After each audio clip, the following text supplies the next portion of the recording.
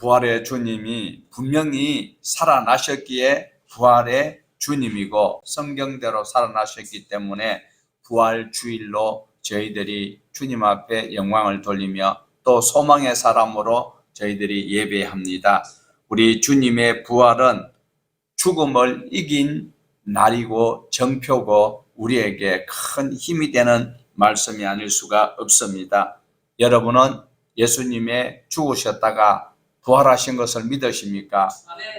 믿으신다면 여러분은 생명을 가진 기독교를 믿고 있는 것입니다. 우리 기독교는 종교가 아니라 생명입니다. 생명.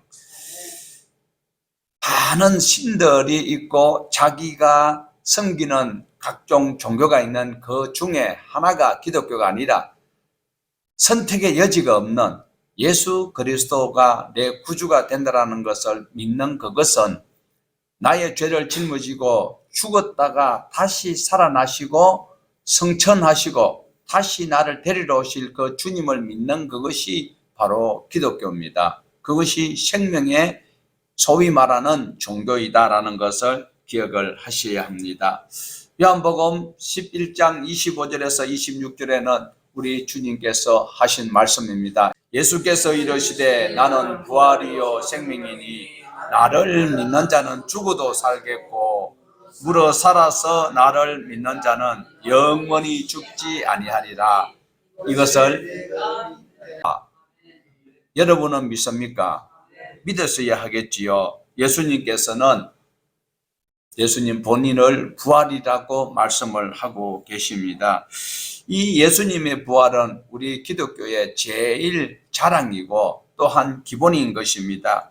진리가 너무 존귀하다 보니까 귀한 것이 있으면 꼭 가짜가 있기 마련입니다. 오늘날 보면 좋은 것이 있으면 항상 짝퉁이 있는데 이 생명의 근원이 되시는 예수 그리스도를 가짜로 그리고 희한하게 희화화하는 이런 일들이 어디서 생기는가? 기독교 내에서도 생기고 있는 것이 못마땅한 일이지만 그러나 당연히 있다라고 우리 주님이 늘 제자들에게 말씀하셨던 말씀들도 있습니다. 그러면 우리 주님께서 죽었다가 부활하신 것 우리는 믿고 있지요.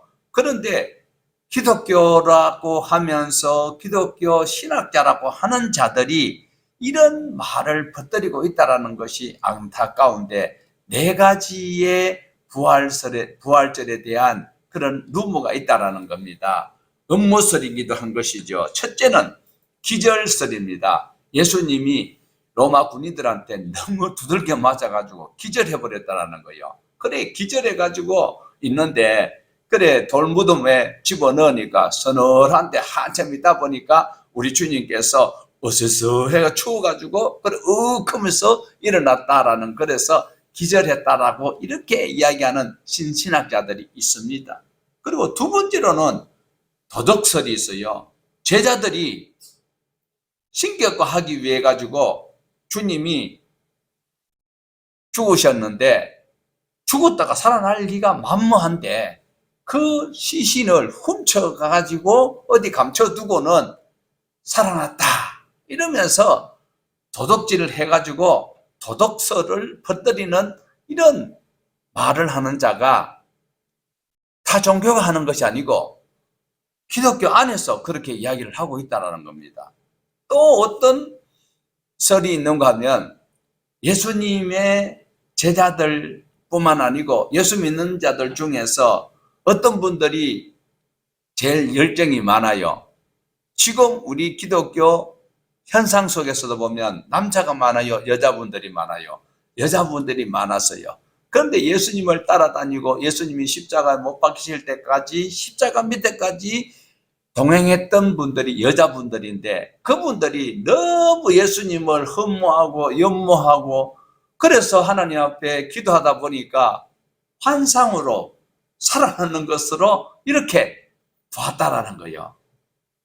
근거가 있는 비스무리한 소리 같은데 전혀 엉터리로 이야기하면 사람들이 잘 안 믿는데 그 말이 가만 보니까 기도하다가 졸다가 또 울다가 또 기도하다 보니까 너무 그리워하다 보니까 이렇게 환상을 보아서 이것을 퍼뜨렸다라는 그런 설도 있고, 그 다음에 네 번째로는 첨가설이라는 것이 있습니다. 실제로 예수님이 죽었다가 살아나지 않으셨는데 나중에 이 제자들이나 또 학자들이 교묘하게 말을 맞추어 가지고 이렇게 부활했다라고 첨가를 하여서 이렇게 첨가설을 퍼뜨리고 있는데, 여러분, 이 네 가지 속에 내가 믿고 싶은 것을 믿으면 큰일 나는 겁니다.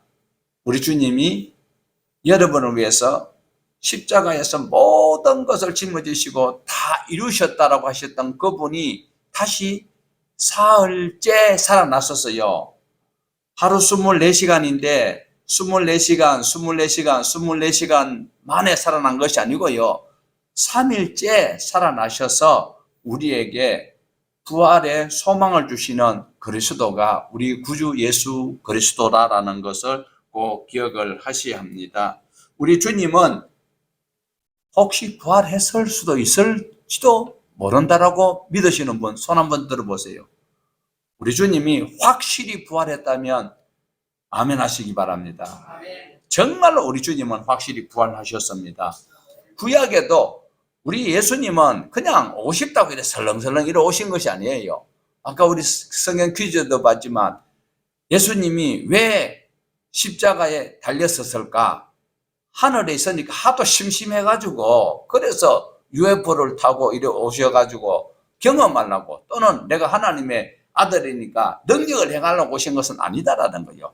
성경에 기록된 대로 우리 구주 예수님이 오셨다라는 거예요. 이사야서 53장 10절에 이런 말씀이 있는데 같이 보십시다. 주께서 그를 상하게 하고자 하셨다. 주께서 그를 병들게 하셨다. 그가 그의 영혼을 속건 제물로 여기면 그는 자손을 볼 것이며 오래 살 것이다. 주님께서 세우신 뜻을 그가 이루어 드릴 것이다. 시편 16편 10절에도 이렇게 말씀합니다. 이는 주께서 내 영혼을 서울에 버리지 아니하시며 주의 거룩한 자를 실망시키지 않으실 것임이니이다.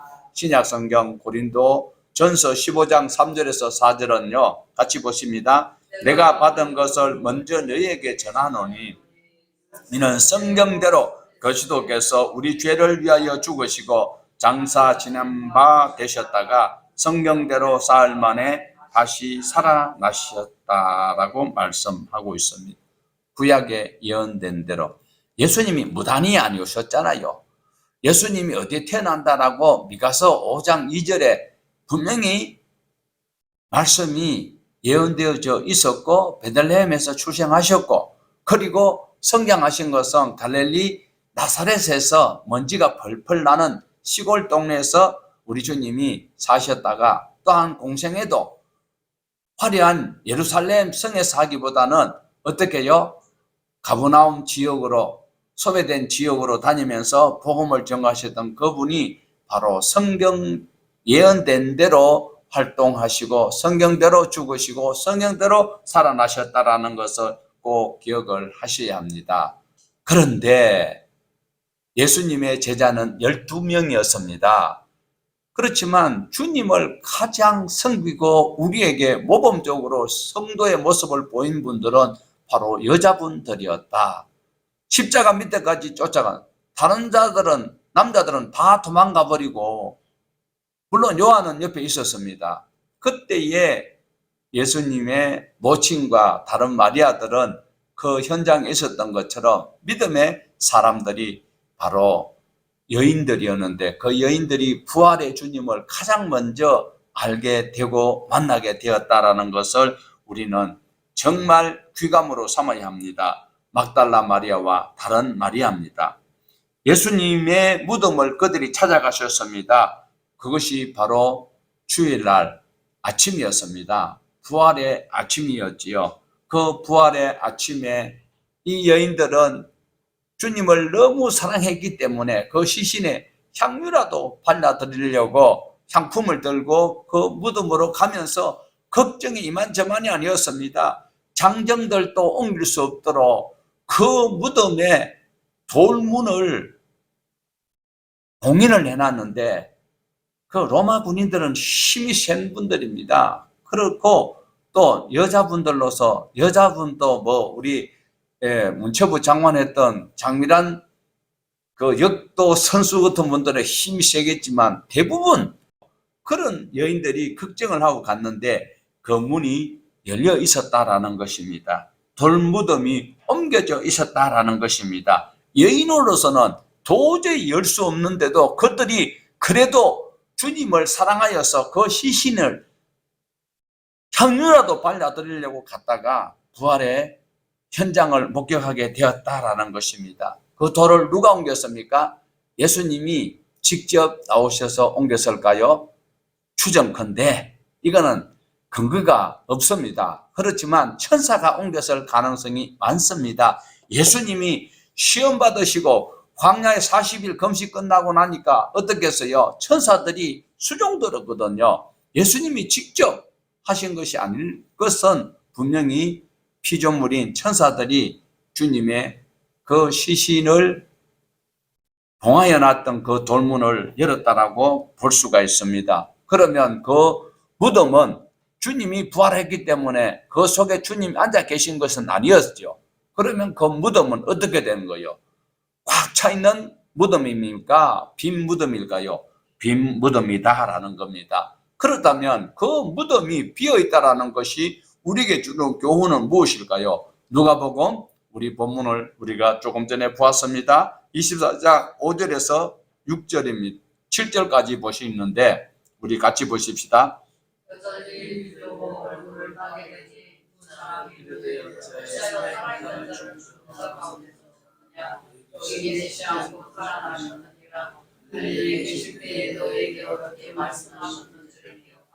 이르시기를 인자가 죄인의 손에 넘겨져 십자가에 못 박히고 제3일에 살아나야 하리라 하셨느니라. 제자들은요 예수님을 따라다니면서 거드름 피우기 바빴는 것 같아요.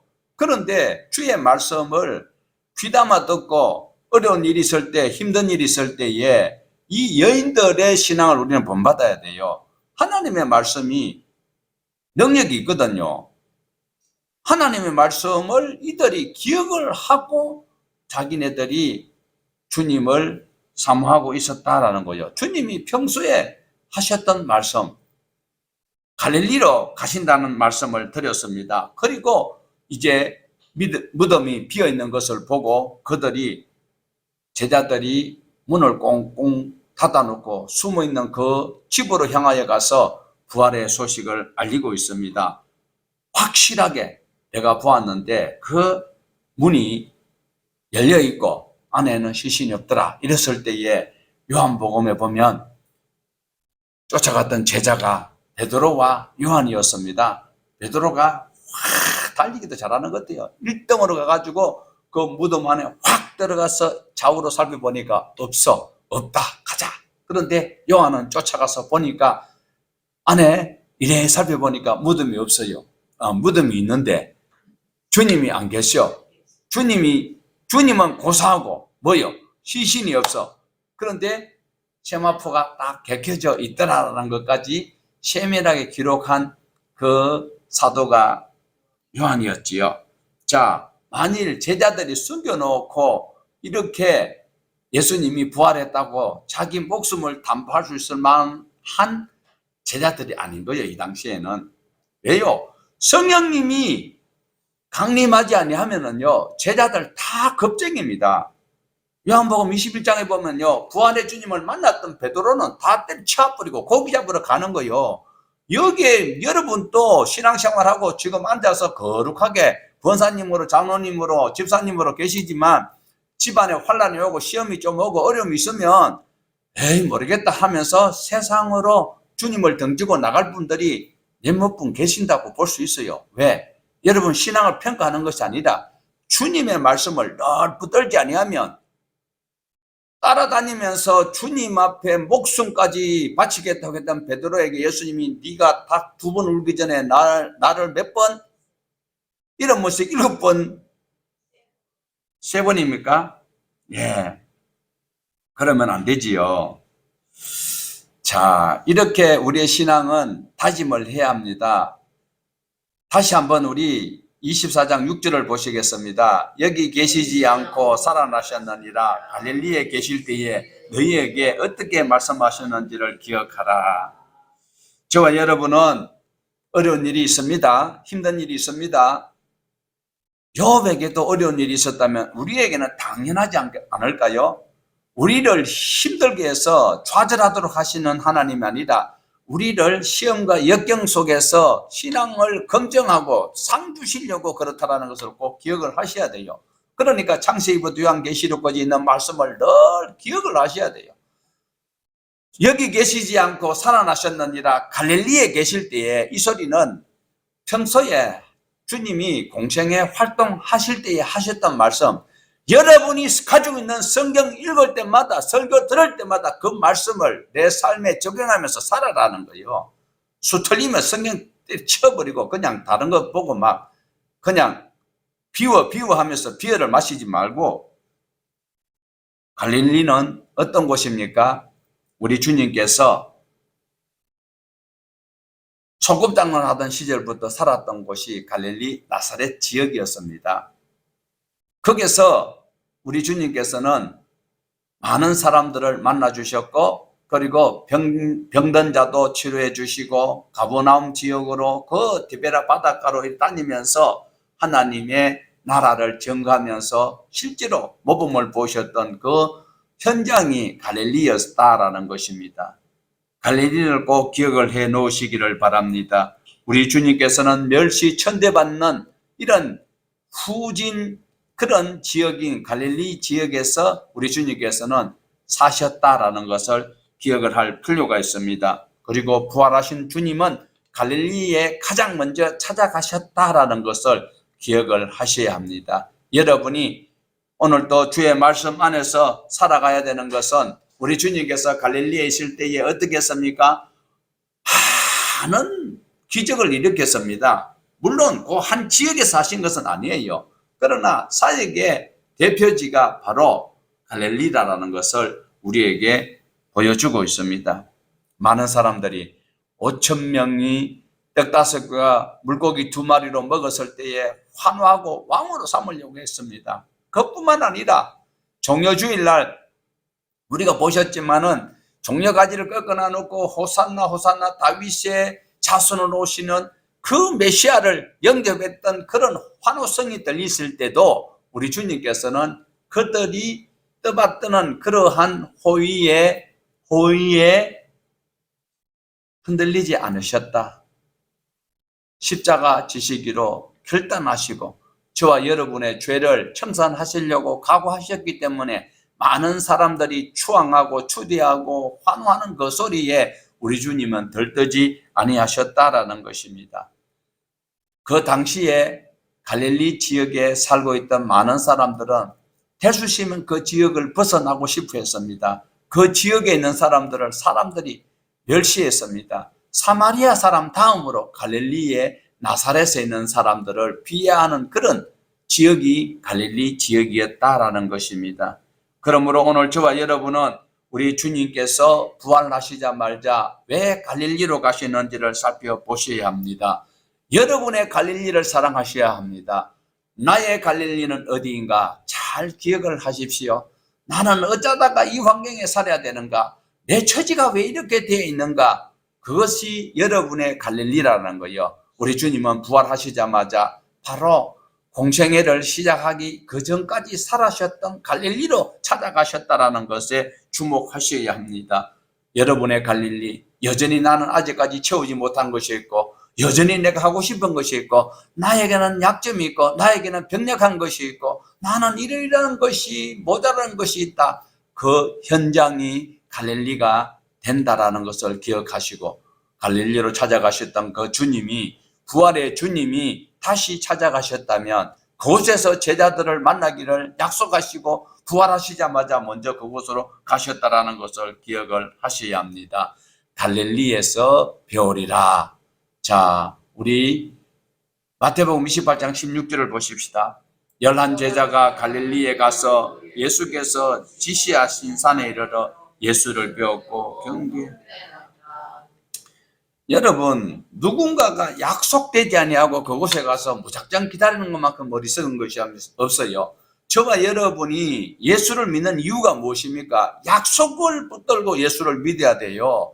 내가 하나님의 자녀가 되는 그 권세를 예수를 믿으면 주신다고 하는 그 약속을 붙들고 저와 여러분이 신앙하고 있는 것입니다. 오늘 죽어도 우리 주님이 나를 사망의 권세를 깨뜨리시고 부활할 수 있도록 해주시는 그 모든 특권을 내가 약속으로 믿고 있다면 그 약속대로 우리 주님께서 허락하신 곳으로 가야 하는 것이고 허락된 곳에서 예배를 해야 되는 것입니다.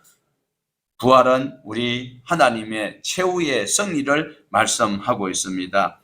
예수님이 십자가에 못 박혔습니다. 이때에 군중들은 자기네들이 이기는 것 같았습니다. 예수님을 십자가에 못 박고 바라바를 놓아달라고 하였던 그들의 요구대로 예수님이 십자가에 못 박혔습니다.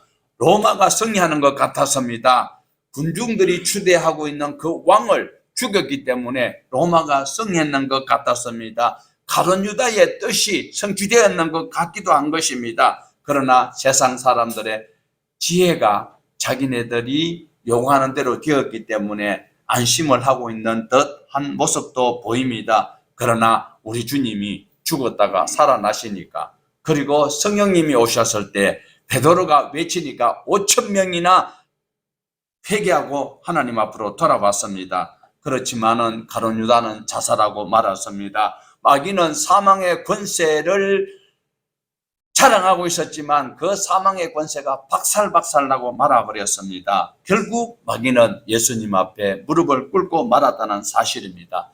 세상에서 싸움을 하는 것은요, 싸움에서 이겼다라는 소리는 상대가 죽으면 완벽한 승리로 결정이 나는 것입니다. 그런데 우리 예수님은 십자가에서 죽었어요.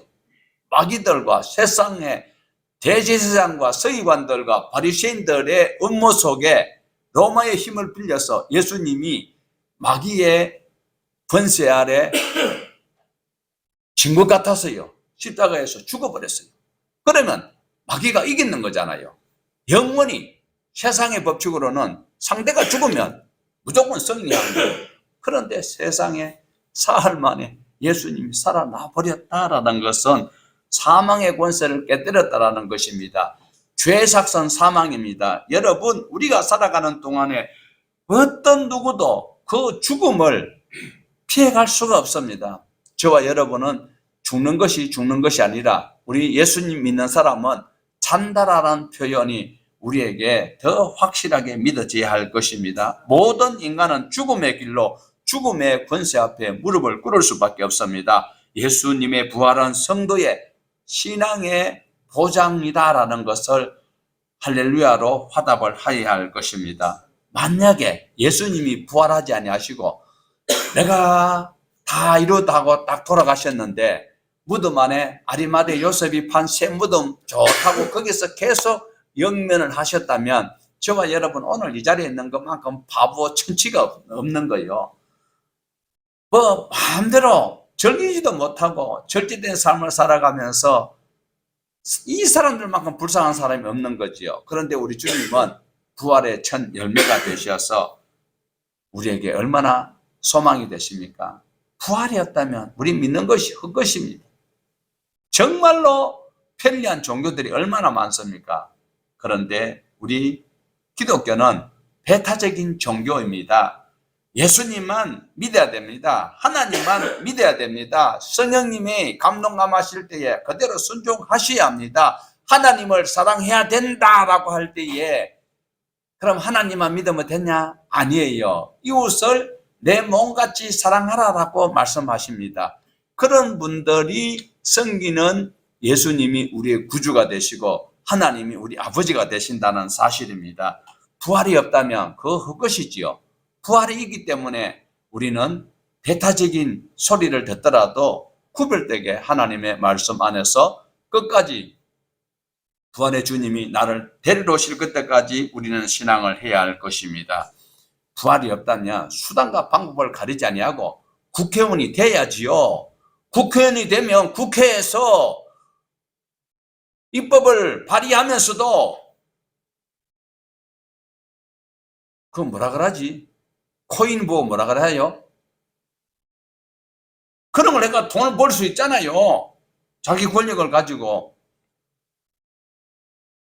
국회의원이 되면 나를 핍박하는 언론을 개박살 내겠다. 이런 말도 할 수 있잖아요. 그런데 부활이 있기 때문에, 심판이 있기 때문에 하나님의 나라가 임하기 전에는 뭐가 있어요? 하나님의 나라가 임하기 전에는 악을 제거를 하신다라는, 천국이 임하기 전에 악을 제거하시기 때문에 죄를 가지고는 하나님의 나라에 갈 수가 없어요. 죄를 청산하는 것은 죄의 값은 사망인데 사망의 권세를 깨뜨리신 분이 우리 구주 예수 그리스도시라. 그러면 그 예수님을 통하여서 저와 여러분이 신앙으로 견뎌나가면 하나님이 보상하여 주신다라는 것입니다.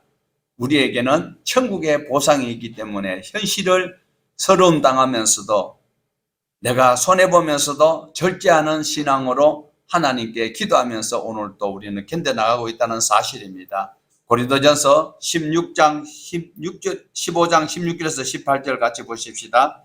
만일 죽은 자가 다시 살아나는 일이 없으면 그리스도도 다시 살아나신 일이 없었을 터이요. 그리스도께서 다시 살아나신 일이 없으면 너희의 믿음도 헛되고 너희가 여전히 죄 가운데 있을 것이요. 또한 그리스도 안에서 잠자는 자도 망하였으리니.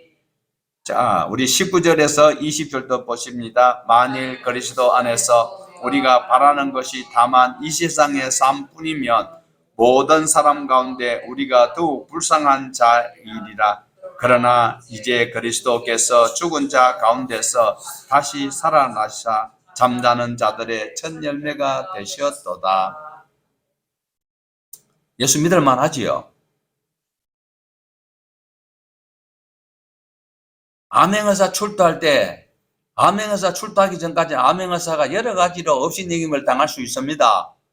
그러나 출두할 때는 그 고난과 그 서러움과 압박당했던 것이 순식간에 날아가잖아요. 바로 우리에게 이런 천국의 그와 비교할 수 없는 천국의 소망이 있습니다. 우리 구주 예수 그리스도께서 우리가 이 땅에서 신앙으로 절제하면서 살아가는 이런 것들을 보상해 주신다라는 말씀입니다.